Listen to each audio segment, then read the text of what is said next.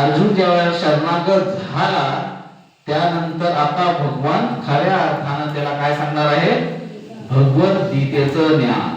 म्हणून आपण सर्वांनी पण अर्जुनासारख्या भावनेमध्ये जे समजलं पाहिजे, भगवद्गीता मला पंडित बनण्यासाठी नाही शिकायची, भगवद्गीता मला प्रवचन देण्यासाठी नाही शिकायची, भगवद्गीता मला माझे निजी स्वार्थासाठी शिकायची, भगवद्गीता मला कृष्णाला जाणून घेण्यासाठी शिकायची आहे.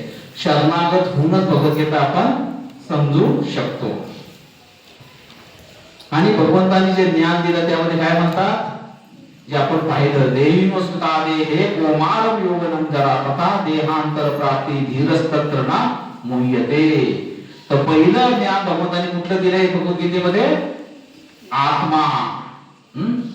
कि हे मैं बाल अवस्था, जसं काय सांगितलं, जिस प्रकार शरीरधारी आत्मा इस वर्तमान शरीर में बाल अवस्था के से तरुण अवस्था में और फिर वृद्ध अवस्था में निरंतर अग्रसर होता रहता है, उसी प्रकार मृत्यु होने पर आत्मा दूसरे शरीर में चला जाता है. धीर व्यक्ति ऐसे परिवर्तन से मोह में प्राप्त नहीं होता. धीर म्हणजे बुद्धिमान.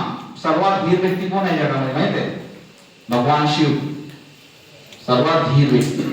तर असं सांगितलेलं आहे ग्रस्तांमध्ये सर्वात धीर कोण आहे, भगवान शिवजी आहे. तर इथं ज्या व्यक्तीला हे आत्म्याचं ज्ञान मिळतं तो असा धीर व्यक्ती काय होतो, मोहित होत नाही, न मुह्यती. तर आत्म्याचं ज्ञान भगवंतांनी इथं अर्जुनाला दिलेलं आहे की कशा प्रकारे इस शरीरातून आत्मा निरंतर प्रवास करत राहतो आणि 84 लक्ष योनीमध्ये फिरत राहतो. न जायते मृते, याच्याबद्दल पण आपण चर्चा केलेली होती. आत्मा के लिए किसी काल में न तो जन्म है न मृत्यु, वह न तो कभी जन्मा है न जन्म लेता है और न जन्म लेगा. वो जन्मा नित्य शाश्वत तथा पुरातन है. शरीर के मारे जाने पर भी वह मारा नहीं जाता. तर इथं आत्माच्या शाश्वतेबद्दल भगवान ज्ञान देत आहे. तर दुसऱ्या अध्यायामध्ये भगवान काय सांगत आहेत अर्जुनाला की तू शरीर नसून कोण आहे, आत्मा आहे. आणि पुढे सांगतात सुख दुःखे समाप्तत्वा लाभो लाभ जया ततो युद्धाय युद्धस्व नैव पापमासामी. तुम सुख या दुख, हानि या लाभ, विजय या पराजय का विचार किए बिना युद्ध के लिए युद्ध करो, ऐसा करने से तुम्हें पाप नहीं लगेगा. अर्जुनाने काय कारण दिलं युद्ध न करण्याची? अनेक कारणापैकी एक कारण होतं की मी जर हे केलं तर पाप लागेल मला, लोकांना मारण्याचं. जसं प्रभूजी प्रश्न विचारला होता है ना, तर काय सांगितलं, पाप. युद्ध केल्यामुळे काय लागणार, लोकांना मारल्यामुळे पाप लागलं. प्रभू रामचंद्राने रावणाला मारलं तर ब्राह्मण हत्याचं पाप लागलं त्याप्रमाणे पाप लागलं. तर मग पाप कधी लागत नाही? तुमच्या प्रश्नाचं उत्तर येत आहे. हा आहे कर्मयोग. आता या दुसऱ्या अध्यायामध्येच कर्मयोग सांगितलेलं आहे. काय सांगितलेलं आहे, जर आपण कर्माचं फळ म्हणजे सुख दुःख, हानी लाभ, विजय पराजय यांचा विचार न करता आपलं कर्म केलं, म्हणजे कर्माच्या फळावर आसक्त न होता जर कर्म केलं तर मग त्याचं पाप लागत नाही. म्हणजे काय हो, कर्मण्यवाधिकारस्ते मा फलेषु कदाचन मा कर्मफल हेतु पूर्णाते संकुचित कर्माणि. तुम अपने कर्म करते हो करने का अधिकार है, किंतु कर्म फलों के तुम अधिकारी नहीं हो. तुम न तो कभी अपने आप को कर्म फलों का कारण मानो, नहीं कर्म फल करने में कभी आसक्त हो. तर जी कर्म योगी आहे त्यांचा हा आवडता श्लोक आहे. लोक सर्व फक्त एकच वाक्य बोलतात, कर्मण्यवाधिकारस्य, कर्म ही पूजा है. ऐकले का, कर्म करो कर्म करो कर्म करो. पण कसलं कर्म करायचं, कसं कर्म करायचं? तर भगवंताने सांगितले आसक्त होऊ नका. कर्म फळावर तुझा अधिकार नाही. तुझा अधिकार कशावर आहे, कशावर अधिकार आहे, कर्म करण्यावर. पण ते पण म्हणतात की आसक्त राहू नको, कर्म करण्यावर पण आसक्त राहायचं नाही. म्हणजे मला हे केलंच पाहिजे, माझ्याशिवाय होणारच नाही.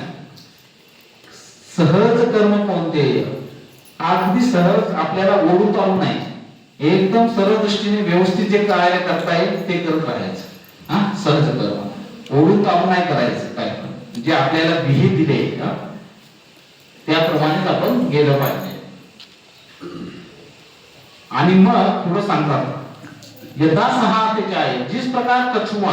मग कसं करायचं कर्म, तर ज्याप्रमाणे कासव अपने अंग को संकुचित करके खोल कर लेता है, उसी तरह जो मनुष्य अपनी इंद्रियों को इंद्रिय विषयों से खींच लेता है वो पूर्ण चेतना में दृढ स्थिर होता है. कासव जे असतं ना, प्रसंगानुसार आपले 5 असतात बघा, ते 5 इंद्रिय आहेत ना, 4 पाय आणि 1 डोकं. कासव कुणी त्याच्यावर संकट आलं की एकदम आत घेत सगळं, घेतं का पाहिलं का, आणि प्रोटेक्ट करत स्वतः. त्यामुळे एक जो बुद्धिमान व्यक्ती आहे, जेव्हा इंद्रिय विषय येतात त्याला माहिती आहे की हे इंद्रिय विषय माझ्यासाठी घातक आहे, त्यावेळेला तो कासवाप्रमाणे आपले इंद्रिय आत घेतो. म्हणून देवळाला ते कासव असतं. कधी विचार केला का कासव का असतं देवळामध्ये? प्रत्येक मंदिरामध्ये बघितलं कासव? कसलं कासव आहे? कसे आहे ते इंद्रिय? आत ओढले नाही का बाहेर? भगवत दारामध्ये गेल्यानंतर कासवाने जसं आपले इंद्रिय भगवंतासाठी फुले गेले, भगवत सेवेसाठी माझे सर्व इंद्रिय फुले आहेत. भौतिक जगामध्ये नियमित आहे. हे कासव शिकवतात त्याला. तर विचार केला का देवळामध्ये कासव काय आहे? तर हे आपल्याला सांगितलं जातं की कासव कशासाठी आहे? भगवत सेवेसाठी माझे सर्व इंद्रिय आहेत. आणि जिथं भगवत सेवा नाही तिथं मी कासवाप्रमाणे आत त्यांना ओढून घेणार आहे. विषयाविनय वर्तते निराहारस्य देहिन रसवर्ज रसोपस्य परदृष्ट्वा निवर्तन्ते. तर आता सांगितलं काय आहे? फार सुंदर सांगितलं भगवंताने. देहधारी जीव इंद्रिय भोग से पहले ही निवृत्त हो जाए तो उसमें इंद्रिय भोग की इच्छा बनी रहती है. आता एखादा कर्मयोगी असतो बघा, तो म्हणतो की मी काय करणार, आता ठीक आहे मी कर्मापासून स्वतःला विमुक्त करतो. जसं आपण म्हणा मी कर्मच करणार नाही, म्हणजे पापच लागणार नाही. पाप करायचा प्रश्नच नाही ना, कर्म केलंच नाही पापच लागणार नाही. परंतु असा कर्मयोगी कधी कधी मनामध्ये भोग इच्छा ठेवतो. असे अनेक तुम्हाला योगी भेटतील जे तपस्या बिपस्या करत आहेत, पण मनामध्ये जर चिंतन विषयांचं असेल तर ते भ्रष्ट आहेत. आले का लक्षात? म्हणजे मनातून त्याग झाला पाहिजे. खरा कसा त्याग झाला पाहिजे? मनातूनच गेलं पाहिजे. परंतु व्यक्तीच्या मनातून असं जाणं शक्य नाही. बघा मनाचा स्वभाव काय? कसा आहे मन? Thinking willing feeling. विचार करतो, इच्छा करतो आणि भावना आहे त्यामध्ये. आता तुम्ही म्हणला की मनाला की गप बस, बसेल का? त्याचा स्वभावच आहे, चंचल आहे ते. मग मनाला नियंत्रित कसं करणार? काय सांगितलं मग पुढं? लेकिन उत्तम रस के अनुभव होने पर ऐसे कार्यों को बंद करने पर वह भक्ति में स्थिर हो जाता है. उत्तम रस द्यायचा म्हणजे काय? म्हणजे चटणी भाकरी आहे, तुम्हाला भूक लागली आहे भरपूर, आणि एका ताटामध्ये चटणी भाकरी, एकामध्ये पंचपक्वान्न दिले, तुम्ही काय खाणार? पंचपक्वान्न. उत्तम रस दिला ना. पहिलं काय संपूर्ण आवडीच्या गोष्टी आहे ना, म्हणजे आपल्याला जे आवडते ते एका ताटात आहे आणि नाही आवडते एका ताटात आहे. ह्याच्यापेक्षा उत्तम रस, चांगल्या प्रकारचा रस तुम्हाला इथे दिला. 2 स्टॉल लागलेले आहेत.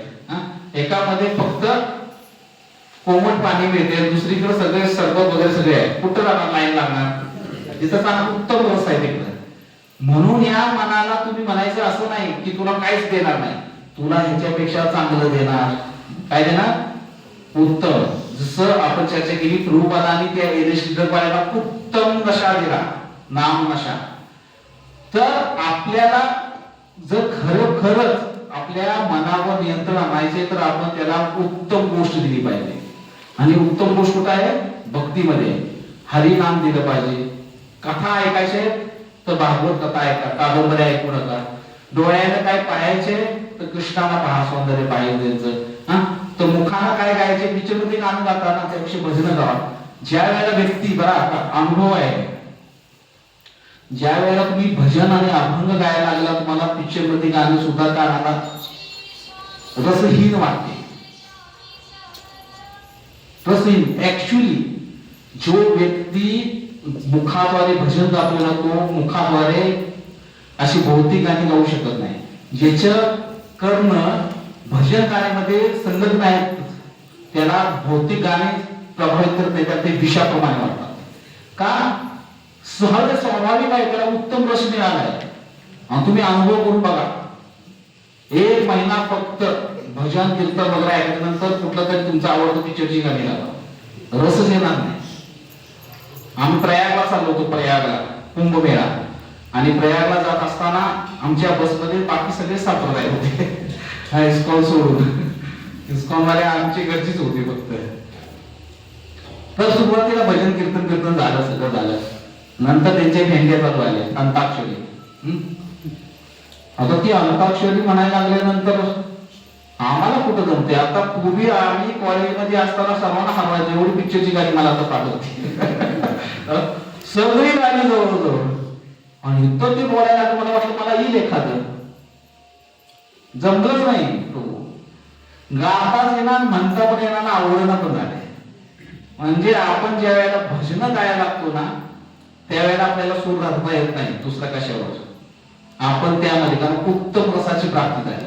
म्हणून आपल्याला म्हणून सांगते बघा, नशापान सोडवायचं म्हणतात आमच्या स्कॉलमध्ये आणा त्याला.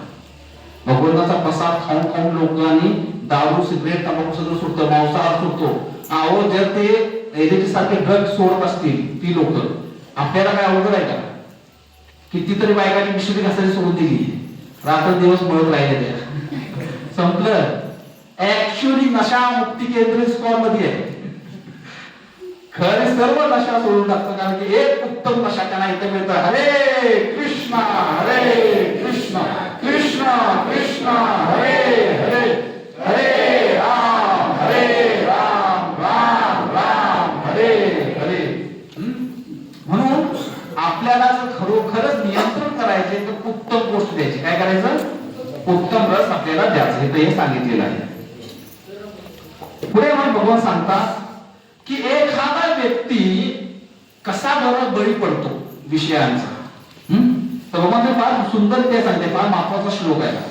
ध्यायतो विषयं पुंसा संगतेषुपजायते, संगात संजायते काम, कामात क्रोध अभिजायते.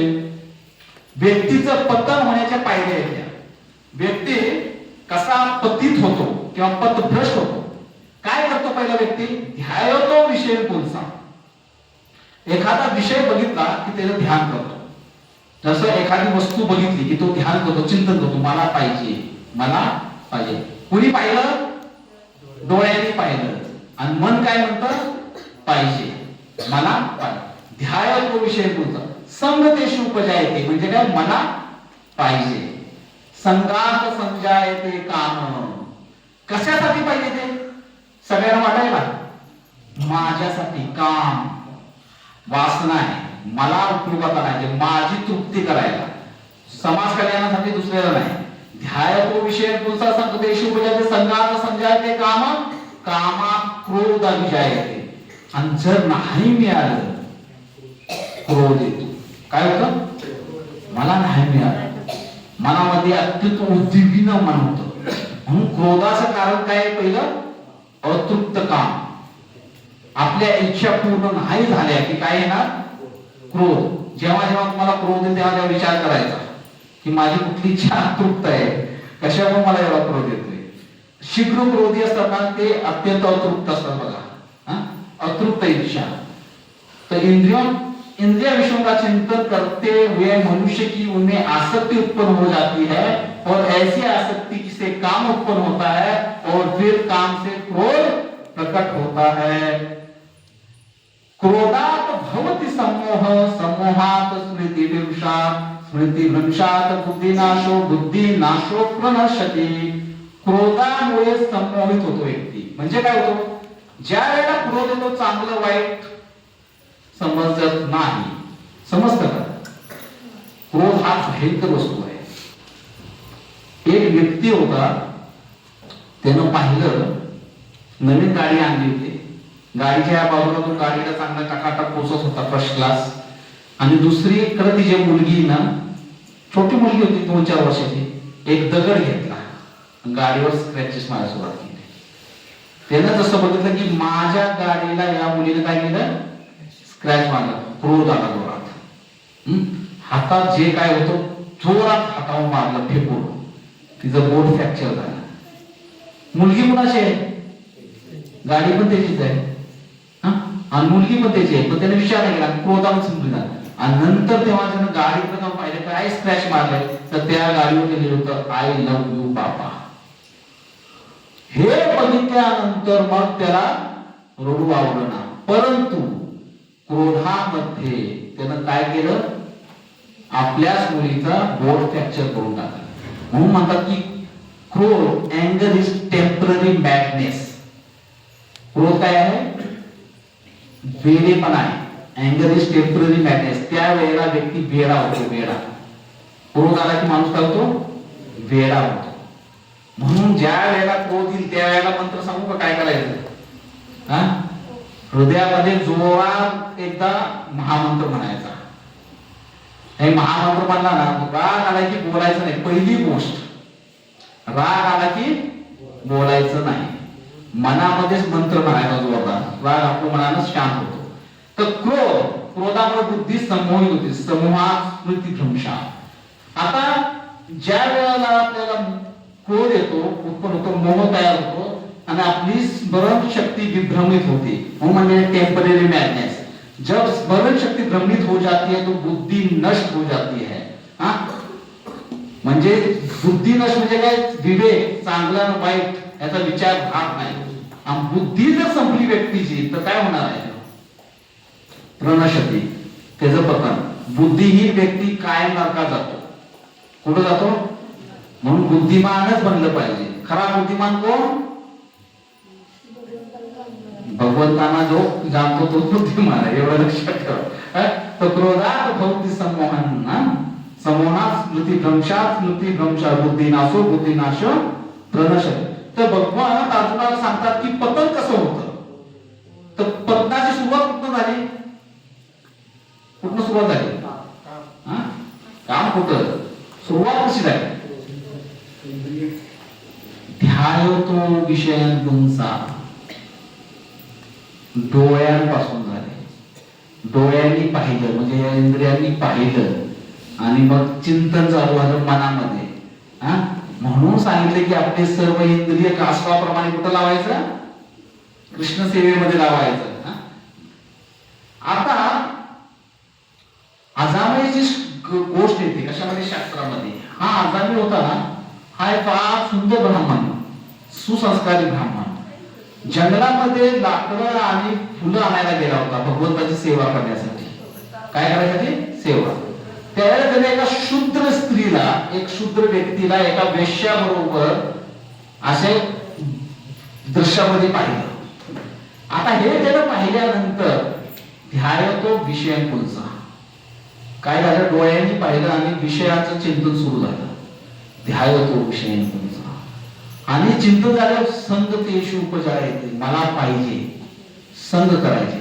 आणि या ब्राह्मणानं या स्त्रीला पैसे देऊन आपल्या घरी आणला. घरी एवढं आणलं नाही, घरी आणल्यानंतर आपल्या बायकोला, मुलांना घराबाहेर हाकलून काढला, आई वडिलांना हाकलून काढला. ही श्रीमद भागवत मध्ये कथा आहे. ध्यायतो विषयन पुंसा संगतेषु उपजायते, संगा समजायते काम. त्या स्त्रीपासून त्याला 10 मुलं झाली. पैसे पुरत नव्हते म्हणून तो ब्राह्मण व्यक्ती चोरी, लबाडी, खून सुद्धा केले. त्याने लोकांना मारलं, धन गोळा केलं. तर किती खाली पतन झालं त्याचं. परंतु हा व्यक्ती तरी सुद्धा पहिलं त्यानं सत्कर्म केलं होतं म्हणून त्यानं त्याच्या घरी काही साधू लोक आले, त्या साधू लोकांची सेवा केली आणि त्या साधूंनी सांगितलं की तुझ्या शेवटचा जो मुलगा आहे त्याचं नाव तू नारायण ठेव. काय नाव ठेव. आणि या धाकट्या मुलावर त्याचा अत्यंत जीव असल्या कारण तो नारायण कुठे गेला, नारायण जेवढा का नारायण नारायण नारायण म्हणायचा. आणि कळत न कळत भगवान नारायणाचं नाव घेत राहायचा. मृत्यू समय पण जेव्हा यमदूत त्याला दिसले तेव्हा तो काय म्हणाला, नारायण कुठे आहे तू, नारायण नारायण नारायण. आणि असा नारायण म्हणल्यावर विष्णू दूत आणि यमदूत दोघं पण आले होते. तर ती दुसरी घटना आहे. तर सांगायचं काय आहे की ध्यायतो विषय पुंसा. आता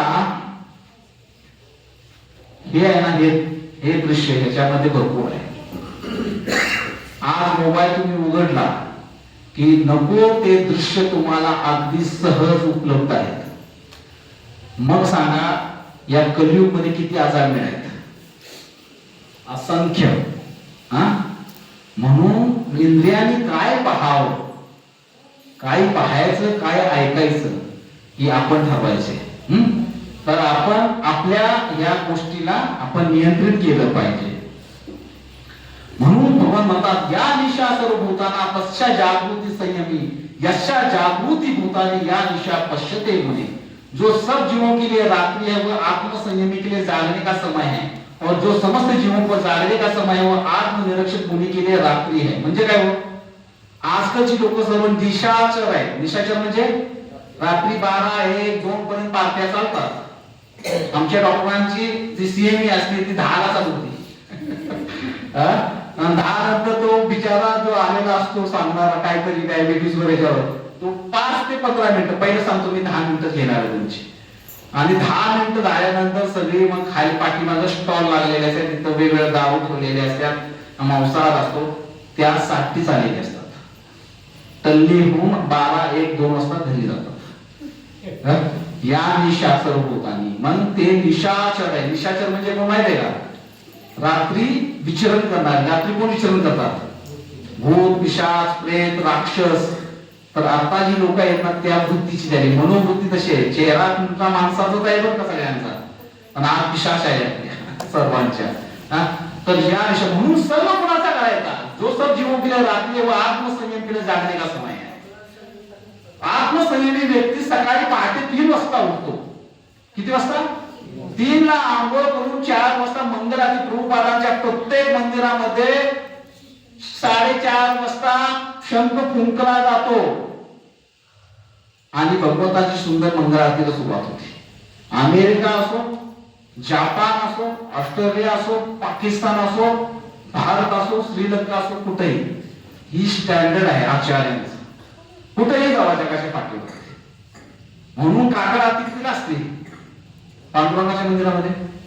दुपारी, पहाटे, या निशा त्या वेळेला इथं झोपलेली असतात लोक 12 वाजता पार्ट्या करून। म्हणून आपण कसं बनायचंय, कुणाच्या संघात राहतोय हे जास्त महत्वाचं आहे।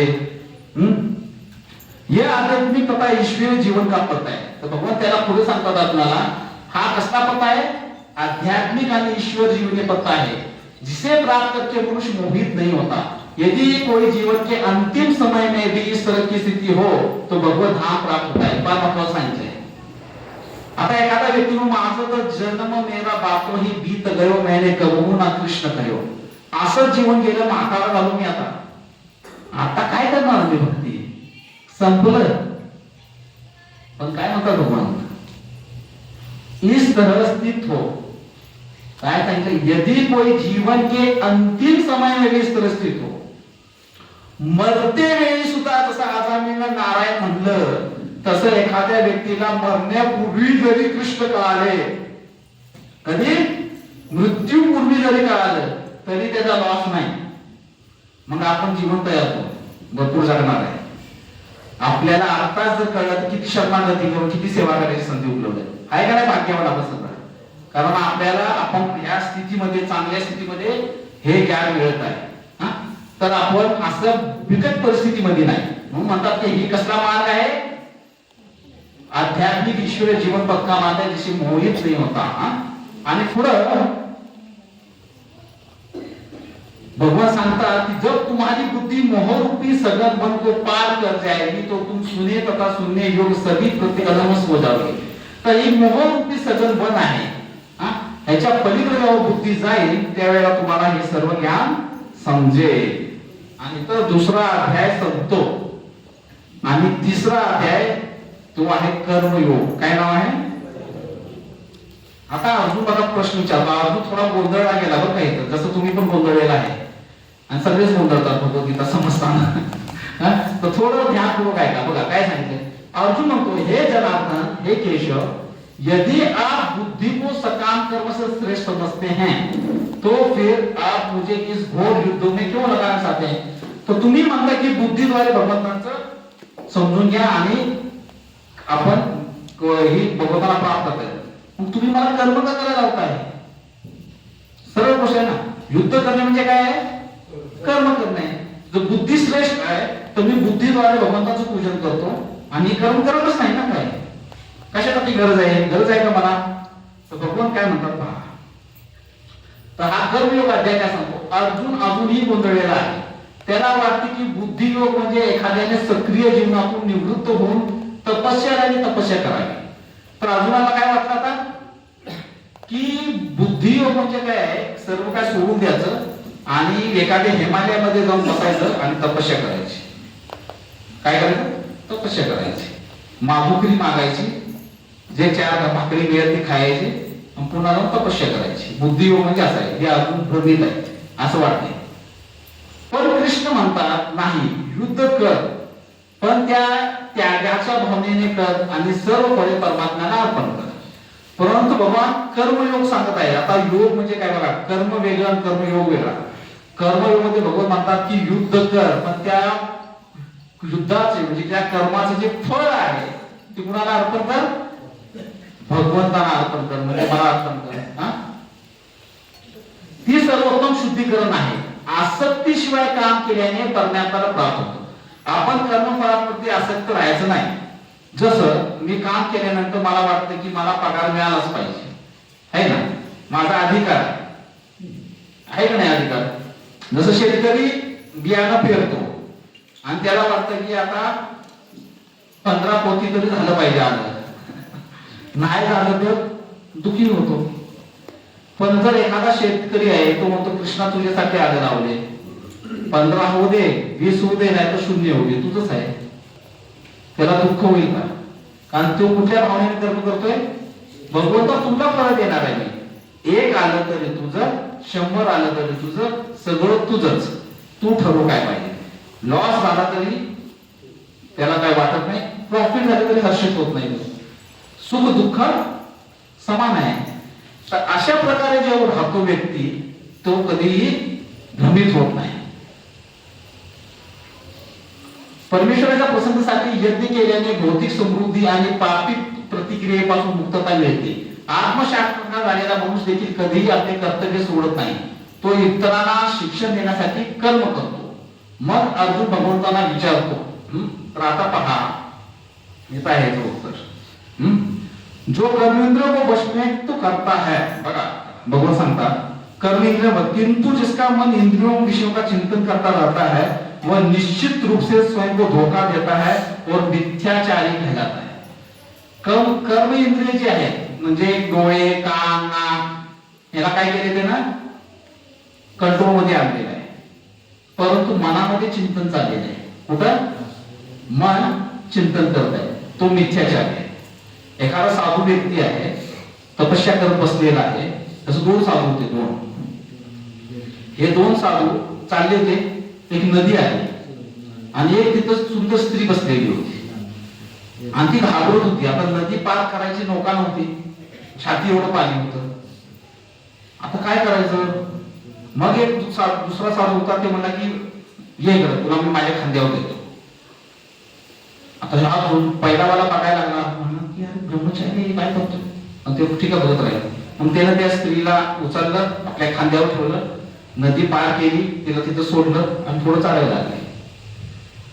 1 किलोमीटर झाल्यानंतर हा विचार करत बसलाय की ह्यांनी असं काय केलंय, का स्त्रीला स्पर्श केला, ही चुकीचं आहे. आपण तर वैरागी व्यक्ती, स्त्रीला कसा स्पर्श केला, कसा केला, कसा केला न राहून त्याने विचारलं, तुम्ही त्या स्त्रीला आपल्या खांद्यावर घेतलं, कुठली स्त्री? ते आता मागं होते, म्हणजे तू अजून तिला घेऊन चाललाय मनामध्ये, मी तर कधी सोडून दिली. समजलं का? त्या साधून तिनं त्याला विचारलं होतं, तो अनासक्त होता. त्यानं त्या स्त्री आहे का कोण आहे काय त्याच्या डोक्यामध्ये पण आहे, तिनं त्याला मदत केली, सोडली आणि निघून गेला. पण हा दुसरा व्यक्ती त्याला मनामध्ये घेऊन चाललाय. मग असा व्यक्ती मिथ्याचारी आहे, जो मनामध्ये कामना घेऊन वाटचाल करत राहतो. आणि म्हणून तो काय करत आहे? स्वयं को धोका देत आहे. कोणाला धोका देतो तो? कारण की इंद्रिया चिंतन कुठं चाललंय? मनामध्ये दिखावा आहे, चांगला तिलक लावलाय, कंठीमाळ घातली, वेशभूषा घातलेला आहे आणि मनामध्ये इंद्रियतुच्छ विचार आहे. तर तो कोण आहे? मिथ्याचारी, म्हणजे खोटा व्यवहार करत आहे, चुकीचा व्यवहार करत आहे. दूसरी ओर बघा, यदि कोई निष्ठावान व्यक्ति अपने मन के द्वारा कर्म इंद्रियों को वश में करने का प्रयत्न करता है और बिना किसी आसक्ति के कर्म योग म्हणजे कृष्ण भावनामृत में प्रारंभ होता, तो अति उत्कृष्ट आहे. जसा तो साधू होता, त्याच्या मनामध्ये त्याने काय ठेवलेलं नाही, त्याप्रमाणे आपण राहिलं पाहिजे. म्हणून भगवान म्हणतात अपना नियत कर्म करो, क्योंकि कर्म न करने की अपेक्षा कर्म करना श्रेष्ठ है. कर्म के बिना तो शरीर